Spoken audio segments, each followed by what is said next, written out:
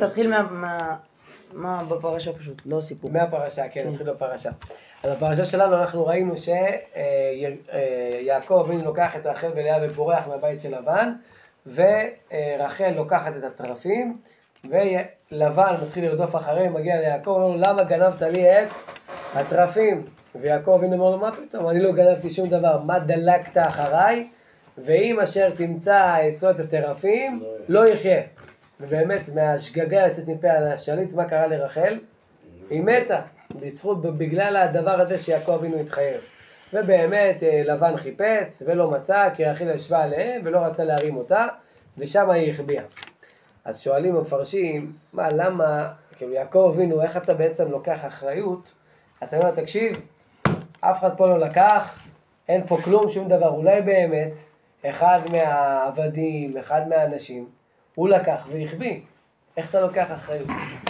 אז אומר הרב משה לוי, יעקב אבינו ידע שהוא תמיד חינך את בניו ואת נשותיו, חינך אותם שלא לעשות שום דבר בלי התייעצות עם דעת תורה, לפני זה שישאלו אותו ועל פי זה יעשו. אז הוא בראש שלו מה היה? הוא אומר בטוח, אם היו עושים דבר כזה משמעותי, מה היו עושים?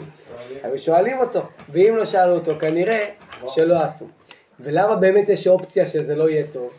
כי כתוב במפרשים שלבן מה אמר? הוא אמר רגע, יעקב אבינו ברח, את מה הוא לקח איתו? את העבודה זרה.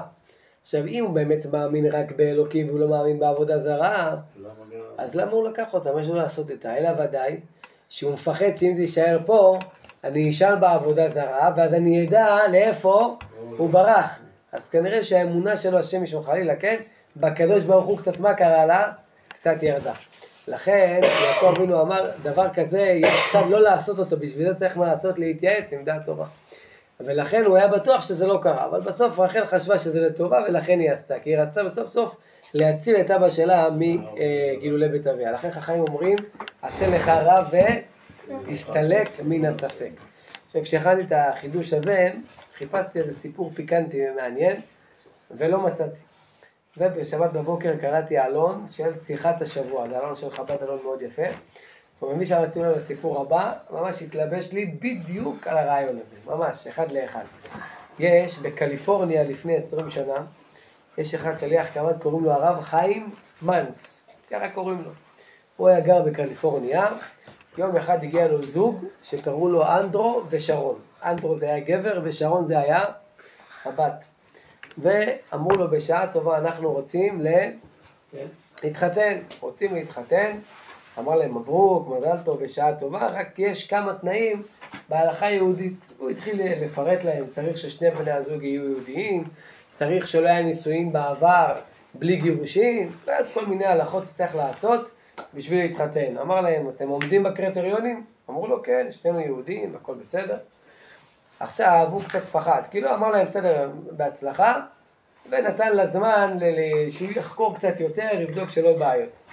ובאמת כשהוא התחיל לחקור במסמכים, הוא רואה באמת האם היהודייה של האישה, והאם היא גם יהודייה של הבעל, והכל טוב ויפה, והכל מסודר. ואז הוא שואל אותה, רגע, יש תתאי הדני, לא היה נישואים בעבר, נכון, זה כבר היה סמוך לחתונה. אז הוא אומרת לו, כן, לא היה, איזה משהו 6 שעות, אבל אחר כך כבר ביטלתי את זה בבית משפט, והכל בסדר.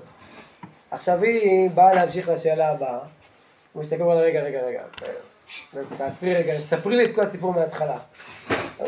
לא, זה לא היה משהו רציני, אין לה מה להתעכב על זה, זה היה 6 שעות, סתם איזה סיפור, מישהו באמת על הפנים, אני מעדיפה גם לא להיזכר, אבל אחר כך הבית משפט ביטל את זה, לא היה שום דבר.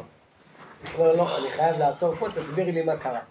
אז זאת אומרת, היה איזה מישהו שהכרתי, והתחתנתי איתו, וכבר בתחילת החתונה הבנתי שהבן אדם הזה על הפנים, 6 שעות, אחר כך הלכנו לבית משפט, הבית משפט ביטל את החתונה, והכל טוב ויפה, והכל מסודר, מאז שכחתי אותו, לא מכיר אותו.